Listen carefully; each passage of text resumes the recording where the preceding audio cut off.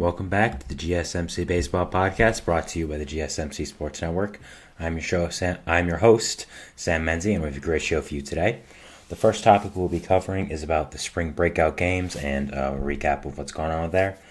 The second segment is going to be about the top spring training performers so far into the spring and how that might affect their teams.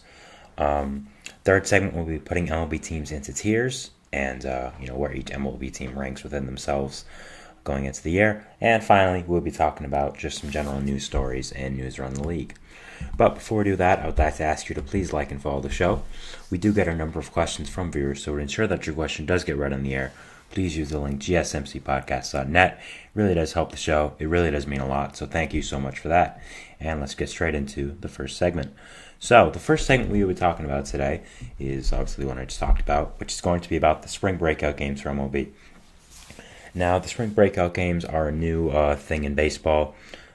It was just introduced this year. So basically, what it is that the top prospects of every team play each other in a game for spring training, and they just try to show off their talent to a lot of people who haven't really seen them or don't really know about them because they're prospects. And a lot of people don't really follow prospects that closely, or are their prospects of other teams, and they don't really follow prospects other than their own team.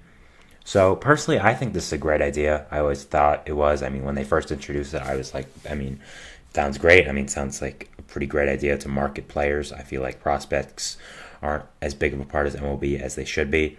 And I think marketing them to more casual fans or fans who aren't big into prospects, I thought was a great idea. And I think it was one of the best ideas Manfred had really in his entire tenure. So when these started, I got really excited, and I'm still excited about it. I still think it's a great idea, and I still think it's something that I'm really looking forward to, not only for this year and what's going to keep going on with them, but after as well. So, let's talk about the first games we've had, which were yesterday, of course, and then we're also going to be talking about the games that are happening right now as I'm on live, and some games that should be happening over the weekend. So the first one is going to be about Cincinnati versus Texas. That was the first one. In the bottom of the first, we had Texas and their prospect Cameron Cawley tripled, scoring other top prospect Sebastian Walcott to make it 1-0 Texas. We then, in the top of the second, had one of the Reds' top prospects, Cam Collier, hitting a home run to make it 2-1 Reds in the top of the second. Collier was the first-round pick of the Reds very recently, a guy who's not really found his way in the minor leagues so far.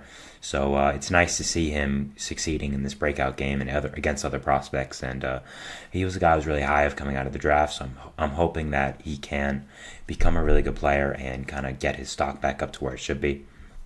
After that, we have, again from the Reds, Carlos Sanchez in the top of the third, hitting a RBI double, scoring 2. And making it 4-1 Reds, which it would end up being the final score. For pitching performances for the Reds, for the Rangers, we're going to start off with them. We had Brock Porter, one of their top pitching prospect, I'd say.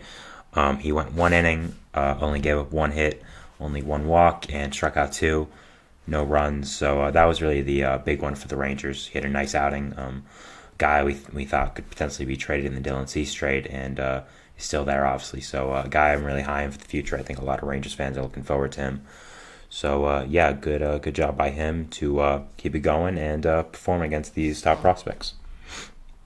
For the Reds here for pitching, they had Rhett Lowder go 2 innings in relief.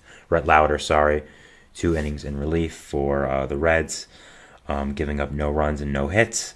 I think that's really good for the Reds. It's a guy who's drafted very recently.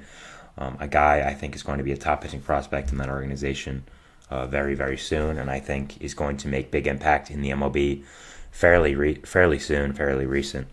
And I think definitely he's a guy to look out for. And if I'm a Reds fan, I'd be really excited that he was doing well in these spring breakout games because you're playing against other guys who are at your level, guys who are kind of in the same place you are. So the fact that he is succeeding against them is a good sign.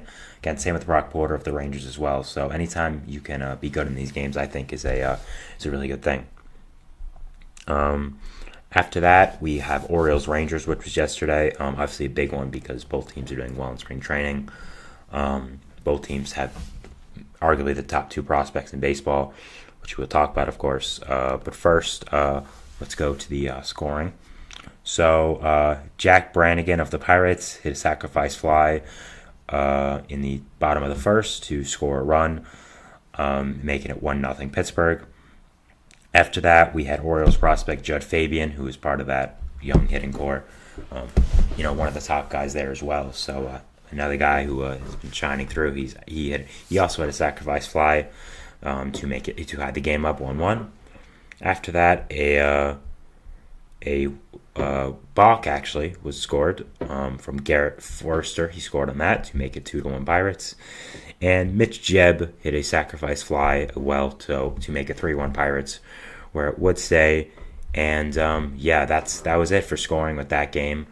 Nothing else really happened. It was kind of not very exciting with hitting wise, but I think one thing you have to look at is pitching. It was very exciting pitching wise. You of course had Paul Skeens pitching for the Pirates, the first overall pick from this year. What is there to say about Paul Skeens that we haven't said already? Just an electric guy with one of the best fastballs in the minor leagues. I made a short about it last night as well, that he threw 6 100-mile-per-hour pitches to start off the game. So, he started off really, really well. And,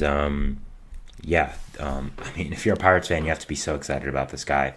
He's not making the MLB roster to start the year, but I think he's definitely going to come up toward the middle of the year, be a guy who really competes for this Pirates rotation. There's really no competition with him in there because they kind of are struggling in that regards with pitching. So, definitely a guy I'd look out for if you're a Pirates fan, of course. He's the first overall pick for a reason, one of the greatest pitching prospects of all time, one of the greatest college pitchers of all time. So, it's very exciting that he's doing well in the major leagues. And, definitely looking forward to him if I'm a Pirates fan.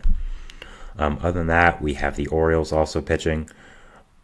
We had Kate Popovich, one of their top prospects. Didn't do great. Only he went 3 innings, giving up an earned run and 2 walks. Not great, but I think he still has a ways to improve. This is a guy I think is one of the Orioles' top pitching prospects. Obviously, they don't have many top pitching prospects. It's mainly hitting based right now. So I think you really want this guy to improve and be better and be a big part of your future. So I definitely want to see better outings than that. But again, it's only spring training, and I wouldn't take it with a huge grain of salt. Yes, it's exciting if someone performs well, but if someone doesn't, I don't think you take it with such a huge deal. So, definitely not something to worry about. Right now, we have going on the bottom of the 6th, so the game's about to end. Marlins, Cardinals versus each other, their prospects. Just for a little summary so far, Victor Scott for the Cardinals walked to score on a run to make it 1-0 Cardinals. After that, we had Troy Johnston hit a single for the Marlins, making it 1-1. Griffin Conine homered to make it 2-1 Marlins. And after that, we had Griffin Conine again hitting an RBI for an RBI single to make it 3-1 Marlins right now. We'll see if anything else happens. But, that's what's going on with them right now. So, good job by the Cardinals' young prospects to get on the board there with Victor Scott's walk, get the bases loaded for that to happen. And good job by Griffin Conine and the Marlins prospects to get it going. We don't hear a lot about the Marlins hitting prospects, probably for a good reason. I'm not very high on them either, but, you always want them performing well. So, definitely a good job of the Marlins prospects there. Right now, we have the Mets and the Nationals game going on right now. With their prospects. So far, we've had Ryan Clifford doubling in his former organizational mate Drew Gilbert to make it 1-0 Mets prospects. Obviously, both came over in the same trade with the Verlander trade, Clifford and Gilbert. So I'd say that trade's worked out pretty well for them. Gilbert and Clifford have both shined since coming to the Mets organization and become real good guys for the future for them. So, definitely a nice start by them. For the Nationals, you had TJ White doubling off pitcher Dom Hamill, who is one of the Mets' top prospects, who who's I'm really high on for the future, especially. So good job by TJ White there to get a run in, and we'll probably keep you updated with what's going on there. and see if anything else notable happens in that game, which I'm sure it will. After that, we have Padres and Mariners at 4 o'clock. Obviously, Padres have a lot of prospects. It gets a little lighter right now, considering they just traded for Dylan Cease. So you have to look at who they're going to play there and who does well to maybe improve those guys. But that's also going on. That's a notable game, I'd say. Mariners as well have a lot of good prospects, a lot of good hitting guys. So I definitely would look forward to that. White Sox and Cubs battle of Chicago there. That's something else I'm looking forward to. There's a lot of good prospects there in that game. I think both teams have relatively good farm systems. White Sox farm system probably a lot better now with the Cease trade. I don't think those guys are going to be playing because it is very soon, but still a farm system to watch. After that, we have Battle of the Bay, which is you have Giants, A's. Not really that exciting of a game in my opinion. I don't think the A's or Giants have an outstanding farm system. I don't think either is bad necessarily, but I don't think either is like that amazing.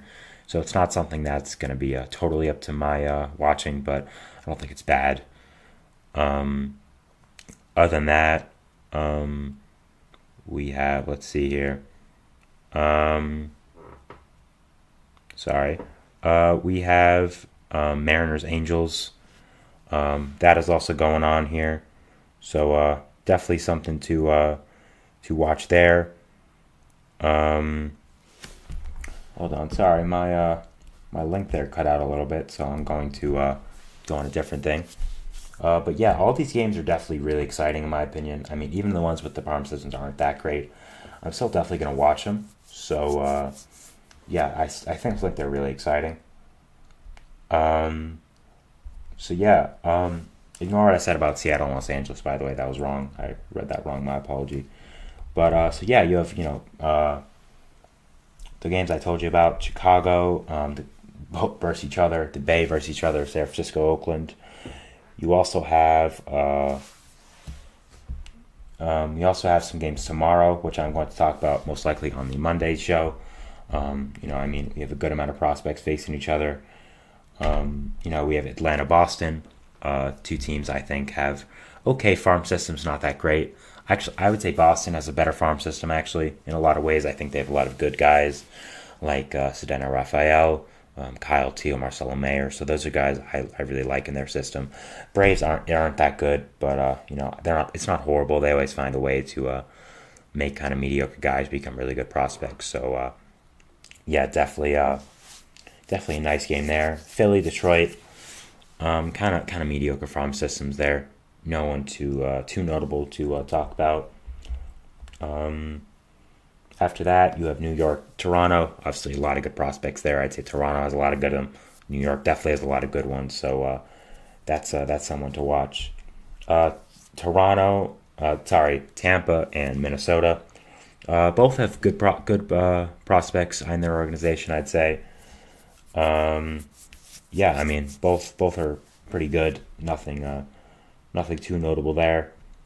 And then, of course, Ohio, you have Cincinnati versus Cleveland, Arizona versus Colorado, and LA versus LA, and the Dodgers and Angels. All are notable games. And, of course, on Saturday, we'll be having the Dodgers versus the Kiwoom Heroes in Korea for an exhibition game, which would definitely be fun.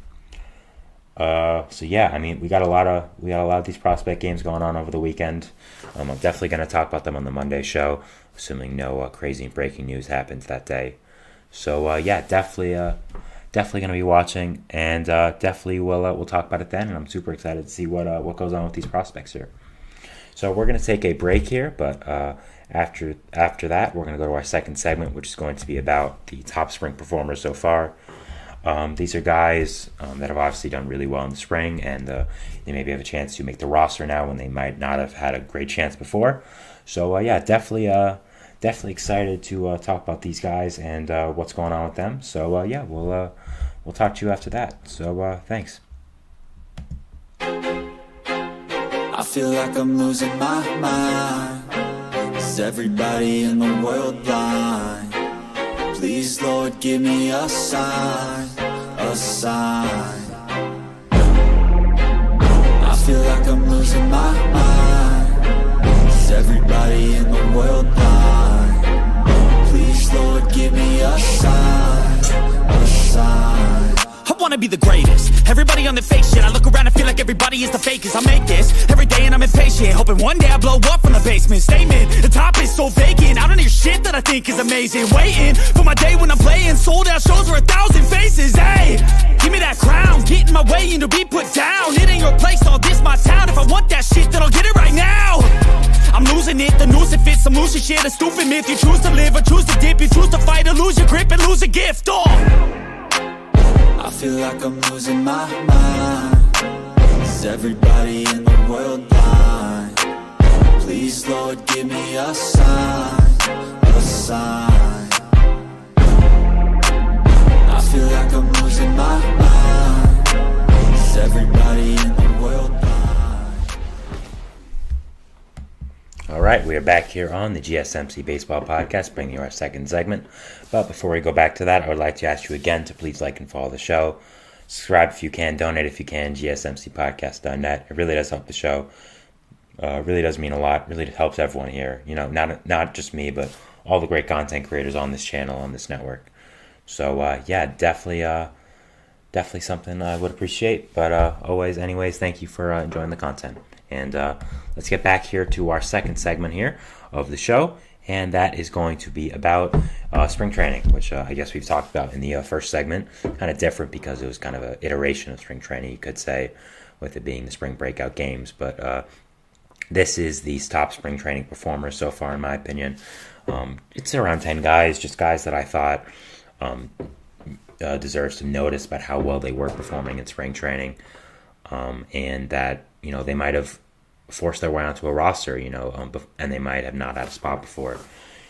So yeah, definitely these guys I'm looking at right now as big performers in spring training so far, and definitely excited for them. So the first one I'm going to be talking about is David Bote of the Chicago Cubs. David Bote was a guy who came up, had a lot of promise, you know, signed a big extension with the Cubs right away. It was for like $25 million. It wasn't that big, but still kind of big for that time when you didn't really see people giving out huge prospect extensions that much. Kind of a super utility guy that he's kind of faded in the past few years. Not been that bad, just not really been a full everyday starter. So far in spring, he's tied for the lead with 5 home runs in all of spring training. All the stats, 1,091 OPS. He's done really, really well, as you can see. And I think it's interesting because the Cubs' real one main spot that they don't have someone is third base. I mean, they have some guys there. They have Christopher Morel. They have Nick Magical. Of course, they have Bote. They have Patrick Wisdom. But no real guys who are like running away with it at that third base position. I mean, Christopher Morel is probably the best player there out of the bunch. He's also younger, but his defense is kind of a question mark, and I think there's a lot of value in keeping him to a lot of different places, kind of as a Ben Zobrist type role, of course, who was with the Cubs as well. So I think there could be an opening for third base there, and I mean, if Bote keeps going with this, he could make it a real chance to win the third base position, and even not maybe just be on the opening day roster as a whole, and you know, as being a valuable bench guy. So definitely someone to watch if you're a Cubs fan, if you're a baseball fan. David Bote's done really, really well so far. And it's nice that he is, finding his groove again. I mentioned that Bote was tied with 5 homers with the lead for the most home runs in spring training. Well, the guy he's tied with is a guy we've talked about a few times over the past few days of the show, and that is O'Neal Cruz. O'Neal Cruz has 5 home runs for the Pirates, a 1.331 OPS, just absolutely crushing the baseball right now. Only in 24 at-bats he has these numbers, so it's pretty incredible. I mean, I feel like this guy was kind of forgotten with the Pirates. I mean, they've had so much young talent come up in the past few months or so with Tamar Johnson, with, of course, Henry Davis, Andy Rodriguez, Paul Skeens getting drafted. I feel like Cruz has kind of not been shown as regularly because of the injury. He hasn't played in a little while. And when he was coming up, you know, people all talked about him all day, every day, because of the physical tools he has, how hard he was hitting the baseball. And I feel like they're not talking about him as much anymore. So he kind of maybe saw that, wanted to show people, hey, I'm still that guy. You know, I can still play really, really well.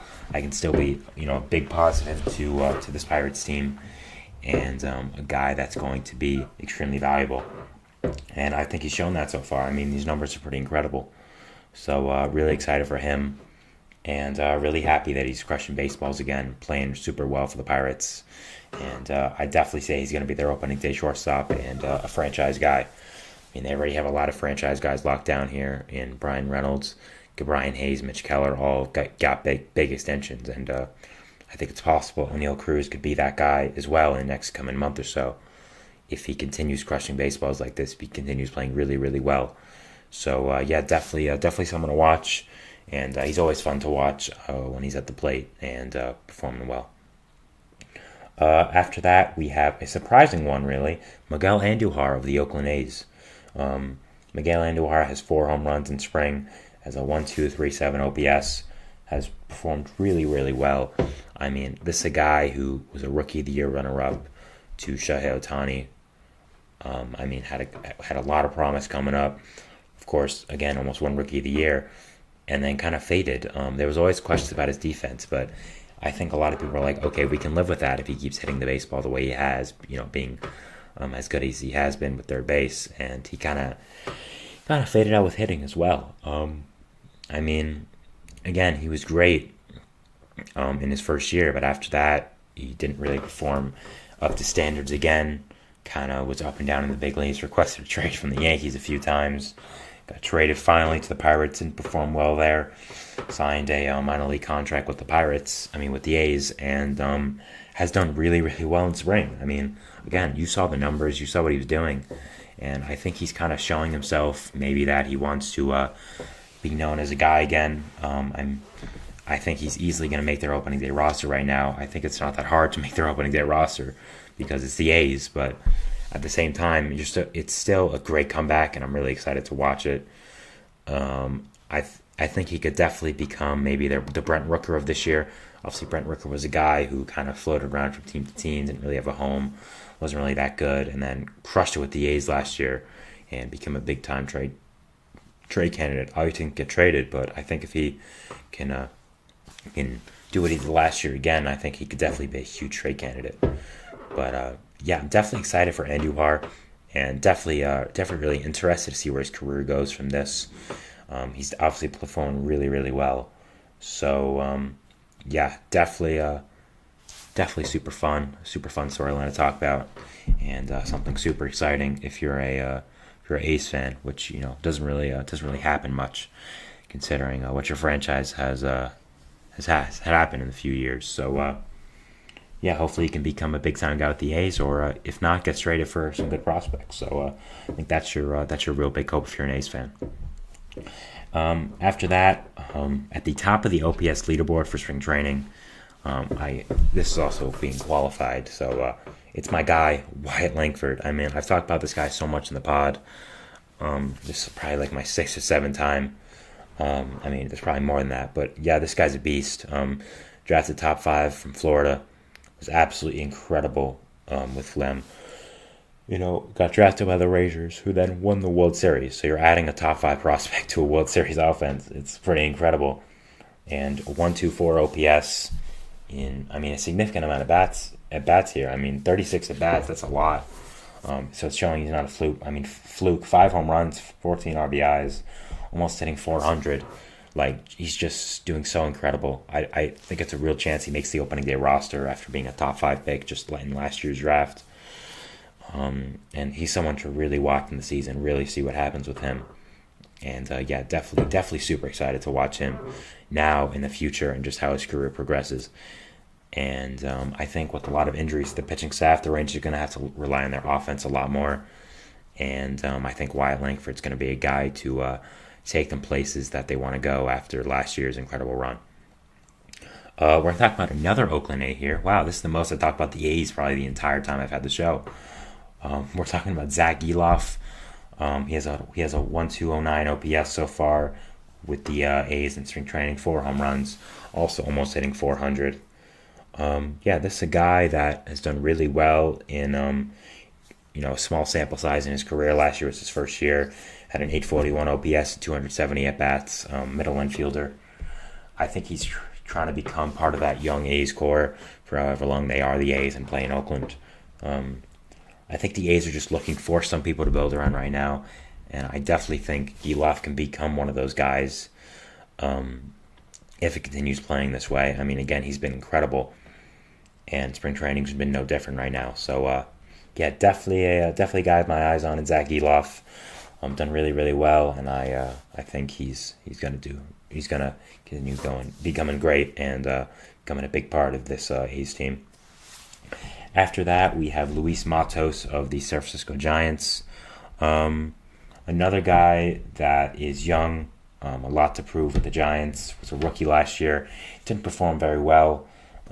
660 OPS. Was good in center field, but didn't really play all that well with hitting the bat, of course.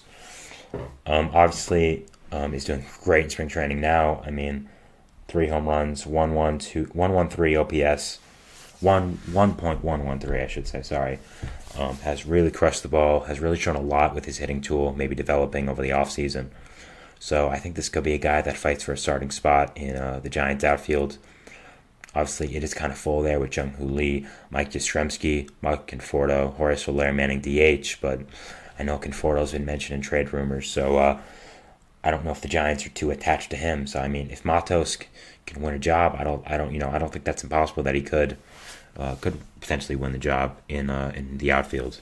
So I think that's definitely someone to watch if you're a Giants fan, if you're a baseball fan as well. This guy's doing really well in spring training, and trying to show last year, he was just developing, and this year he's kind of developed fully and done really well.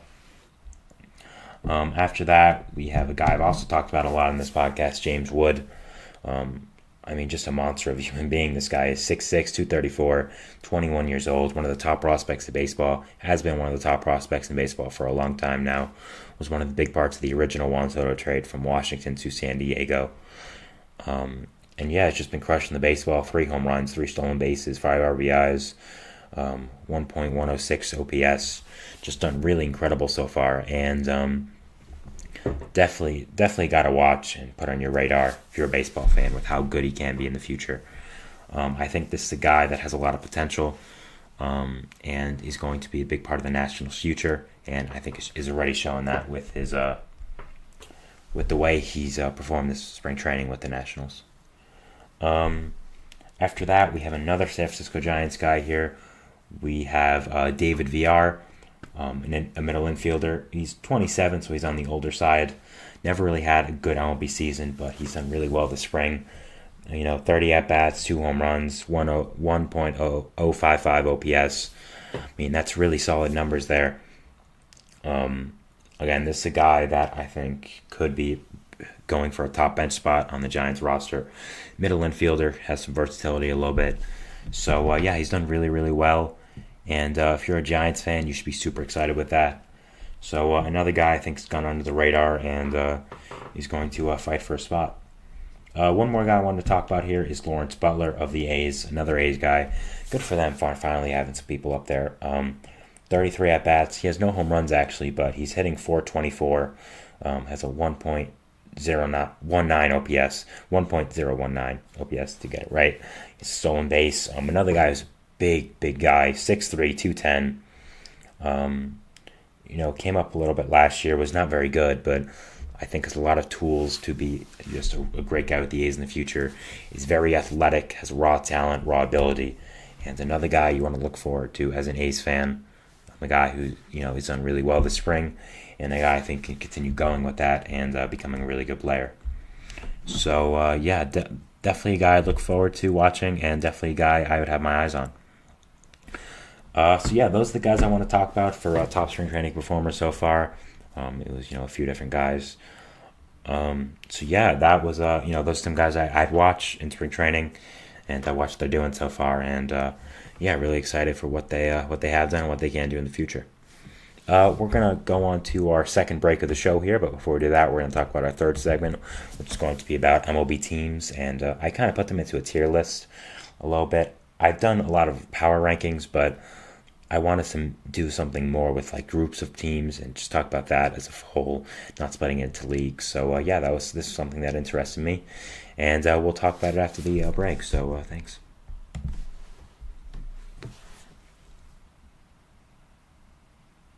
For the best and latest podcasts available anywhere, go to the podcast app on your cell phone and type in GSMC to access free content-rich podcasts on health and wellness, book reviews, sports, entertainment, relationships, social media, movies, technology, finance, and even weird news. Subscribe and download the GSMC Podcast Network's family of shows, available everywhere podcasts are found.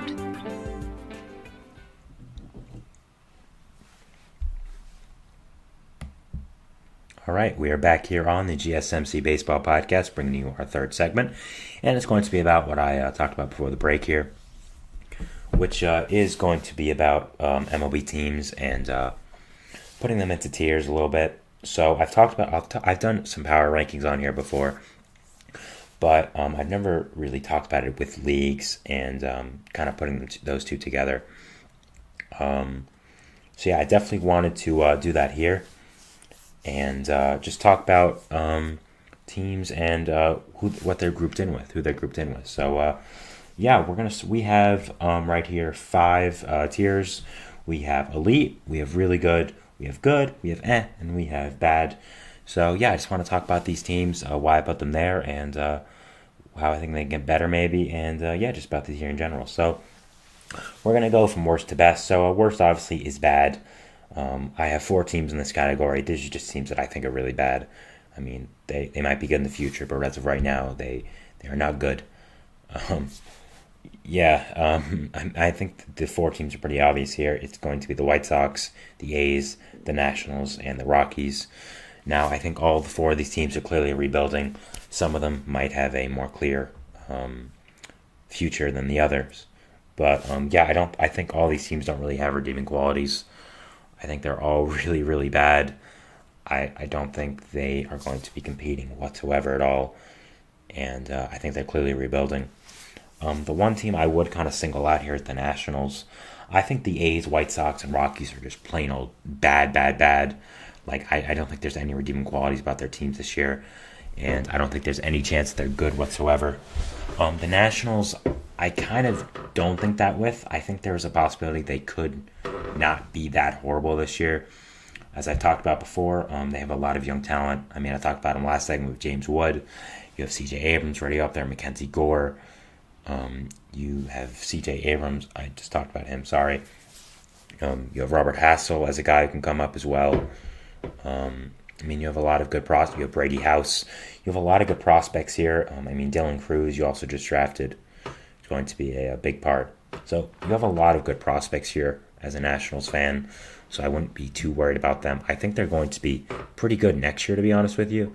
Like, as a fan of a team in that division, I think I would be worrisome about them if they get some pitching, which I think is definitely possible. So, I definitely don't think they're as bad as the other 3 teams, but I didn't think they were at any levels good at all. But I think if they get all their young pieces to come together, they might not be that horrible. So that's why I wanted to single them out there. I still think they're really bad, obviously, as I put them in the bad category.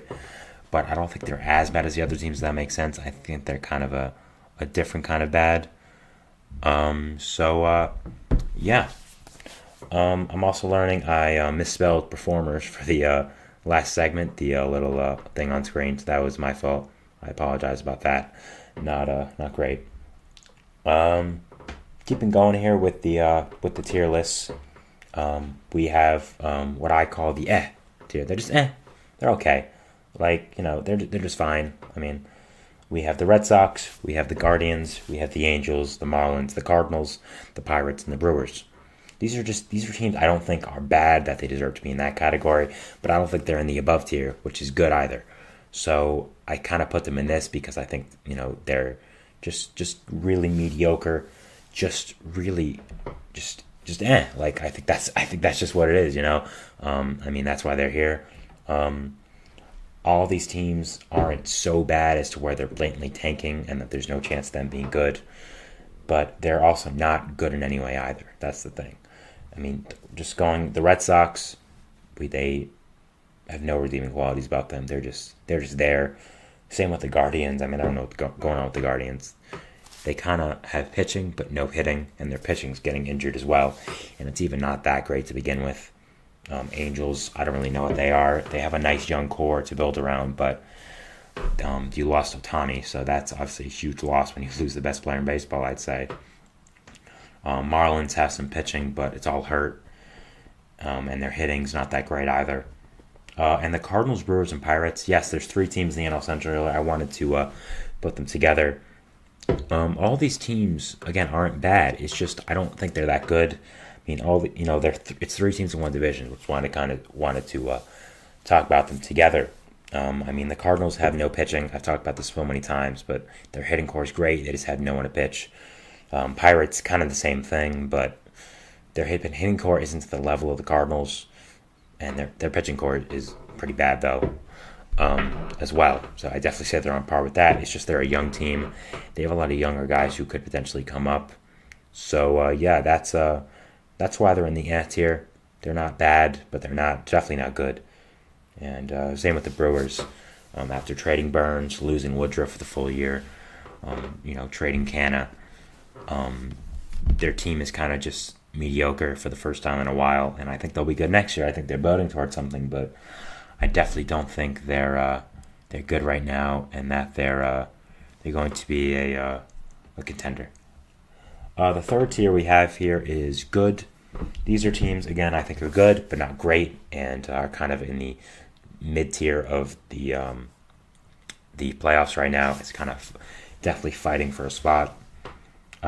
We have the Royals, the Tigers, the Mets, the Cubs, the Reds, the Padres, and the Giants. Now, going to the AL teams first before we do a little thing about the NL teams, because there is a lot of them.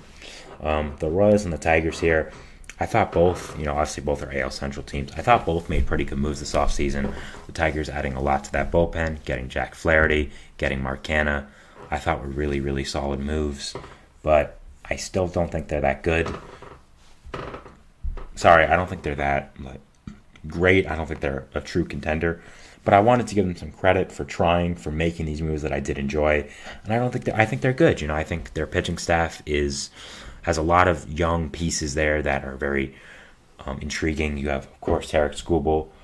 You have Casey Mize, who I'm not sure what his injury timetable looks like. Jack Flaherty, of course, who you signed. There's a lot of pieces there. But other than that, you have the nice hitting core. I mean, Spencer Torkelson. You have Colt Keith, Andy Ibanez. You have Javier Baez still there somehow. Parker Meadows, Riley Green, Kerry Carpenter. So there's a lot of nice young players for the Tigers there. And I think I wanted to give them credit for that, and I don't think they're that bad. So I think they're pretty good. And I'm glad to put them in this tier as being horrible for so long. So good for them, and good for them for trying. Same thing with the Royals, really. They saw they had an opportunity to go for it with some young guys coming up.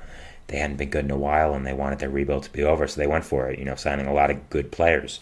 Seth Lugo, Michael Wacha, Will Smith, Chris Stratton, Hunter Renfroe.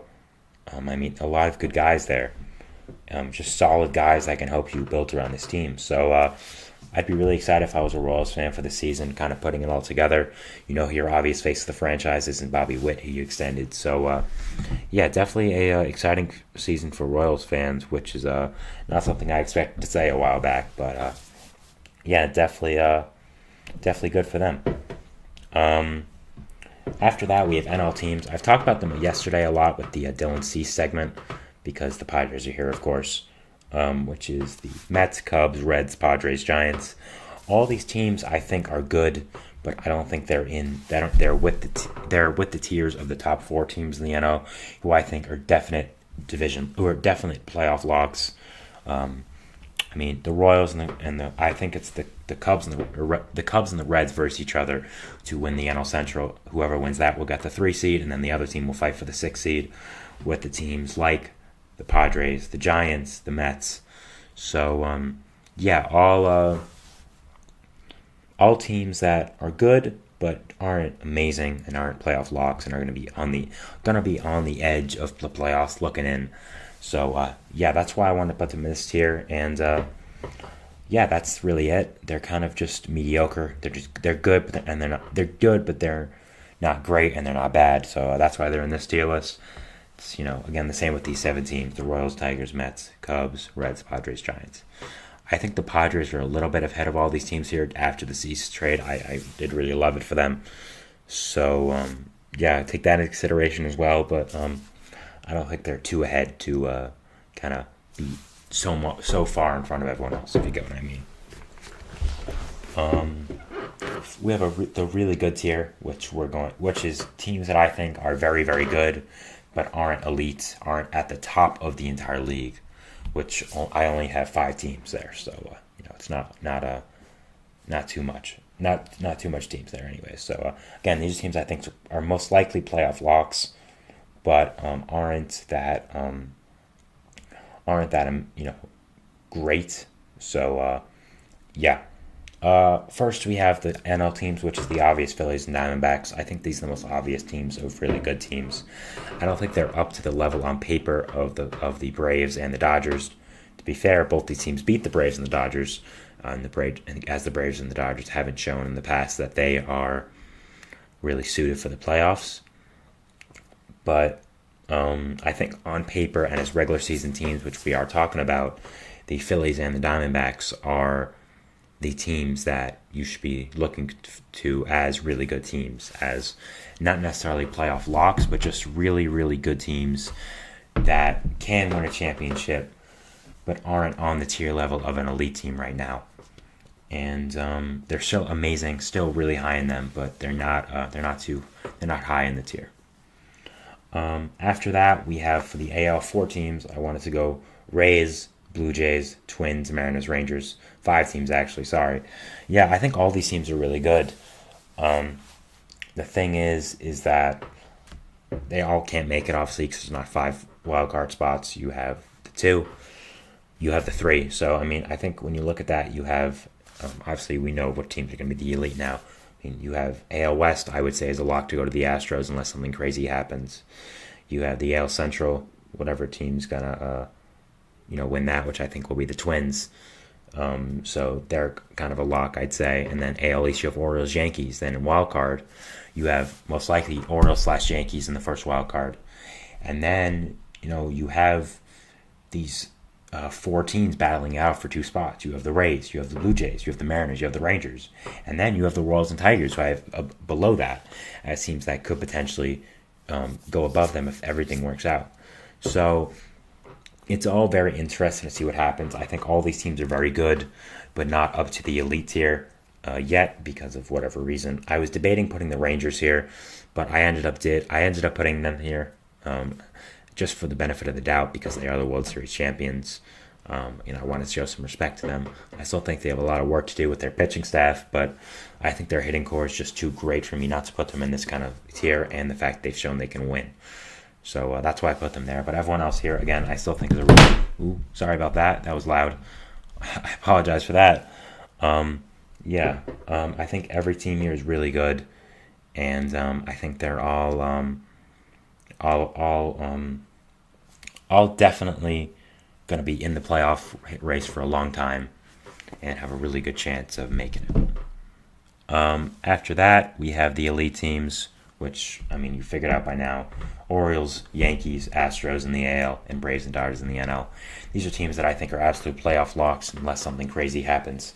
All teams I think are just pretty incredible teams, are going to be championship contenders no matter what, again, unless something absolutely crazy happens. Orioles added Corbin Burns after a 100-win season. Yankees added Juan Soto, even with the Garrett Cole injury and the weird stuff about Aaron Judge, which we'll talk about in the next segment. I still think they're a pretty elite team, and they're pretty great. Astros, of course, it's the Astros. We know this already. Braves and Dodgers, again, same thing. We kind of know this with the additions they've made and what they've been the past few years. So, those are the elite teams in the MLB. Those are all my tier lists for all the teams, in the MLB. Kind of something different that I haven't really done before. Kind of a different style of ranking, but I enjoyed it. It got me to talk about all these teams, not just in separated segments about the league. So, yeah, that was really exciting and super happy about it. So yeah, that was my third segment. We're going to go to our fourth and final segment here, which is going to be about what usually we talk about at the end, which is some news around the league, just some general stories I did want to talk about, and yeah, just excited to talk about these, and excited to go to our fourth segment. And but before that, we're going to take a break. So thanks. We'll see you after that. Bye.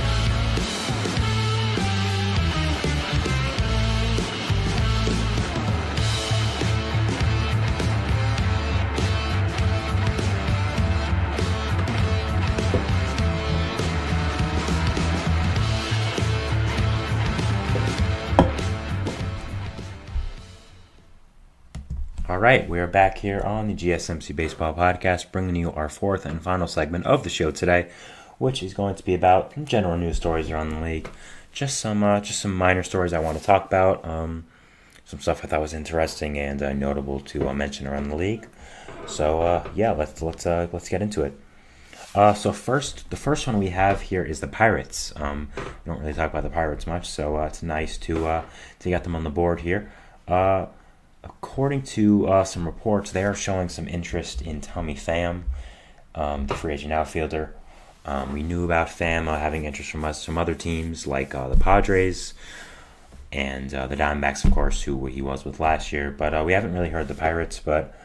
So this is something interesting to see. I think this makes some sense though if you're the Pirates. You have some good outfielder depth. You have guys like Jack Sawinski, Connor Joe, Joshua Palacios, Ryan Reynolds, of course, who's going to be in center field, Andrew McCutchen, but he's probably more of a DH type role. And I think if you're the Pirates trying to compete, I think signing a guy who's like a win now player like Tommy Pham makes a lot of sense. I think is a good fit as well.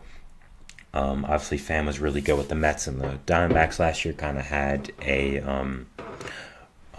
bounce back season after a few years, kind of not doing the best, and his reputation being a little bit tarnished because of some out the field incidents. I mean, I think we know which one I'm talking about.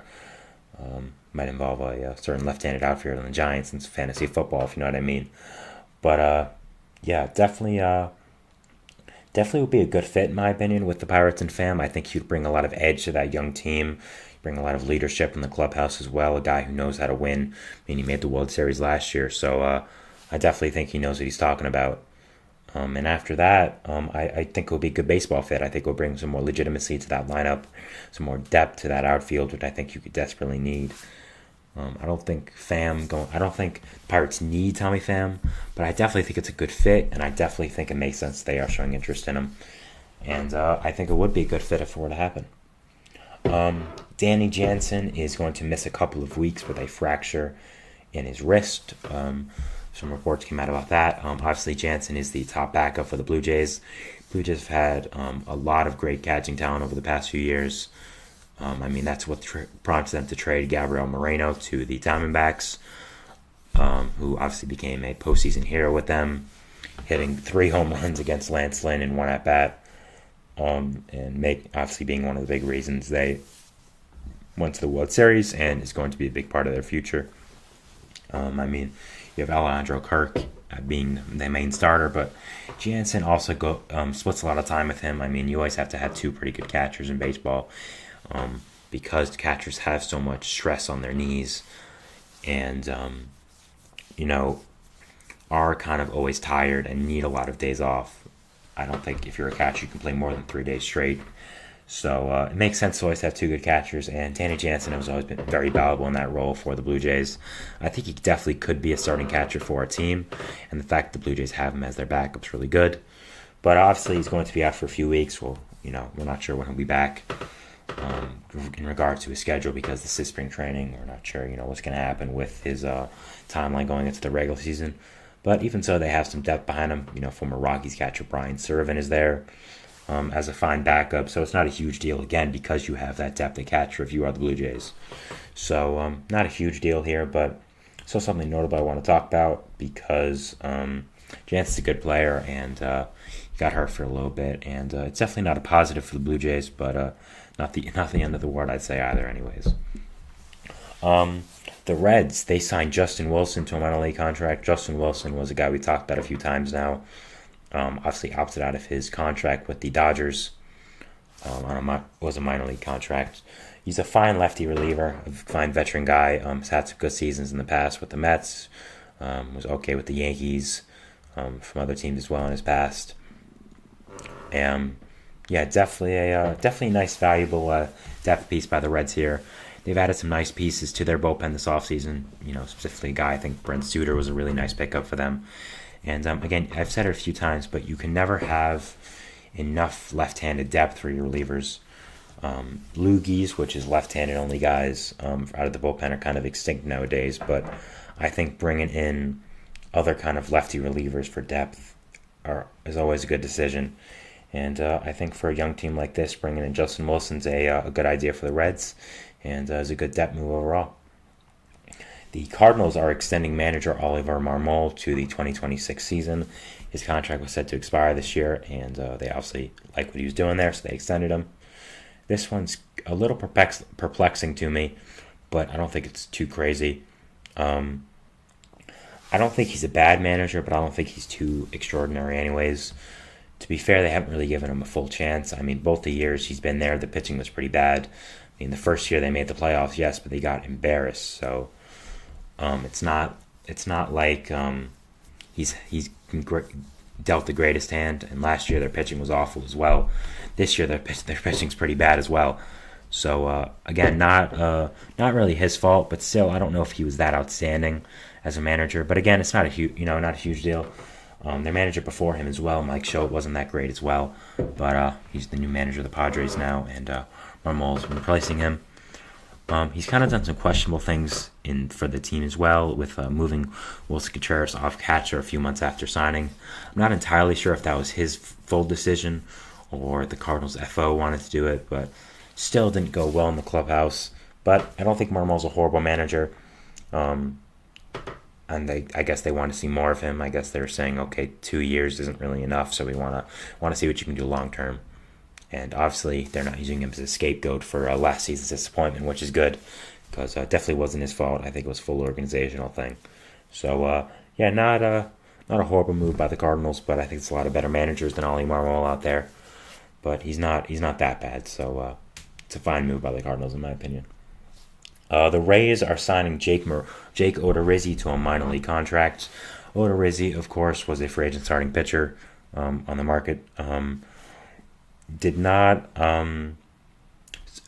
Started his career off with the Rays, was fine there, got a few contracts from other teams, but is returning there. I think it makes a lot of sense for them. I think it's a good way to get more pitching depth. He's a fine veteran pitcher, a guy who knows what he's doing out there. Doesn't make a lot of mistakes. Isn't that great anymore, but again, I think it's just a valuable piece of depth for the Rays right now. As a veteran guy, you have a lot of young guys you're counting on, like Taj Bradley, like Ryan Pepio, and I think this is a good veteran signing here. With the injuries you've had, again, you're going to be relying on a lot of young guys. So I think signing a veteran guy like Odorizzi you can rely on is a good decision. And definitely a fan of the signing for the Rays. It's not a huge deal, but I thought it was notable, and I did like it. Announced, actually, as I was on stream here, so I want to talk about it, is that Nestor Cortez will be the Yankees' opening day starter. We knew that Garrett Cole was out of the mix because... obviously, he's injured. We knew that they offered the role to Marcus Stroman. He said no because he didn't want to mess up his pitching schedule. I made a short about that, so if you want to check that out, go on the channel and go to shorts, and I'm sure you'll find it there. Not a crazy idea for the Yankees to start Cortez. I'm surprised they didn't consider Rodon, but I kind of guess that's how much his stock has fallen since last year, and they don't want to risk taking him out of his rhythm. But I think Nestor's a fine pick. You don't really have anyone else here, so good job by the Yankees getting Cortez to be their guy, and a good move. He's not a bad player, so definitely could add worse options. Aaron Judge, there's been some rumors. There's a lot of news around him, so that's what I want to talk about here. So he wasn't on the batting cage list today, and that it was announced by Boone that if he wasn't, he would be playing today, and obviously he isn't. So news came out that he probably will not play tomorrow, and he still has a chance for opening day. But he's, dealing with some general soreness in his body, I'd say, right now, which isn't that crazy at spring training. General soreness makes some sense. So it's not a huge deal for the Yankees, but it's just not something you want right now, especially with the Cole injury. It's kind of just a lot of injury news after injury news. So I definitely want Aaron Judge to be okay, of course. So definitely not great news for the Yankees, but it could have been worse. And he seems to be fine right now. And I think if it was a really bad thing and bad news, I think there would be a lot more about it. So definitely something to watch and talk about if you're a Yankees fan, and see what goes on with Judge in the future. After that, we have the Astros. They have been rumored in some rumors, ironically, about Blake Snell, which is interesting. Chandler Rome, who's one of the best Astros writers there is, talked about how he thinks Blake Snell could be a fit for the Astros. And Ken Rosenthal kind of seconded that. It's not really like source information that they're going hard after Blake Snell, but I think it could be a possibility, Blake Snell and the Astros, on a short-term deal especially. We've seen them already this year sign a free agent out of nowhere in Josh Hader, so they could do it twice. They've had a lot of pitching injuries, and I think getting Snell would help that a lot on a short-term deal as well. I think that would be great. Snell could sacrifice some money to show that last year wasn't a fluke, and finally get his big contract next year. Astros get more pitching depth, and Snell gets to try to compete for a ring as well. So I think it could be a match made in heaven, honestly. And I think if Snell wants to sign quick, I think he might have to take some short-term offers, and I think the Astros are definitely a team that make a lot of sense here, and I would definitely be interested in seeing what happens there if they do end up signing Blake Snell.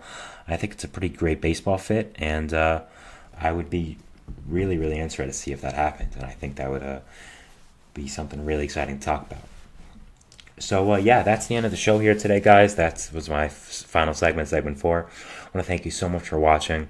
Follow us wherever you can get content on us. Facebook, Twitter, TikTok, Instagram for more content and updates.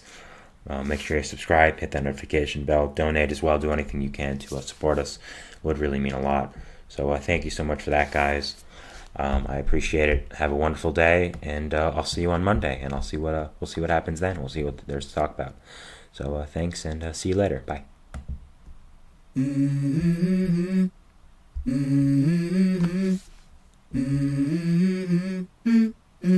Let's go.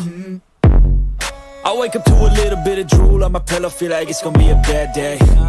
Yeah, I'm tired of shit, and the coffee ain't hit yet, damn, ain't that great. I don't